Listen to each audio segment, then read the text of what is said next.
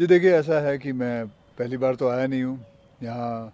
करीबन न करीबन अपने करियर में करीबन 10 फिल्में मैं यहाँ कर चुका हूँ। एक छोटा सा वाक़या मैं हमारे सीएम साहब को भी सुना रहा था, तो वो वाक़या मैं आपको बता देता हूँ। मुझे याद है जब मैं फ़िल्म की शूटिंग कर रहा था चोमू पैलेस में। यहाँ से करीबन 2 घंटे का रास्ता है, तो वहाँ शूटिंग कर रहा था। तो सुबह के 4:30 बजे एज़ यूजुअल आदत है गार्डन में घूमने की और कसरत करने की।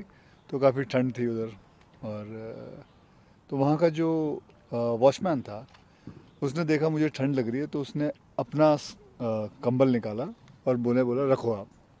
बोला नहीं नहीं आपका, बोला नहीं नहीं आप हमारे राजस्थान के मेहमान हैं, तो हमारा कर्तव्य है कि आपको ठंड नहीं लगनी चाहिए। तो वो जो एक अपनापन था, जिस हिसाब से उन्होंने बोला कि आप राजस्थान के मेहमान हैं, तो मेहमान नवाजी जो है यहाँ की बहुत ही कमाल की रहती है।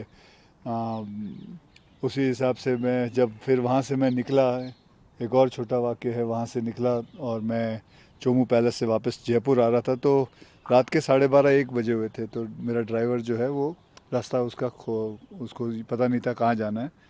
और इतने में देखा कि सामने से दो लड़के आ रहे थे मोटरसाइकिल पे। तो ड्राइवर ने उसको बोला कि भाई ये जयपुर का वो हाईवे कहाँ लगता है। तो उसने बोला अच्छा एक काम करो, मेरे पीछे पीछे आओ। गाड़ी उसने मोड़ी। अनुभव तो मैंने आपको सारे बता दिए, मेरे बहुत सारे अनुभव है और ऐसे ही छोटे छोटे और काफ़ी अनुभव है। लेकिन ये सही बात है कि मेहमान नवाजी अगर कोई सीखे तो यहाँ से ही सीखे। और मेहमान नवाजी सिर्फ हिंदुस्तान के लिए नहीं बल्कि पूरे दुनिया में ये सबसे माहिर मतलब मेहमान नवाजी है।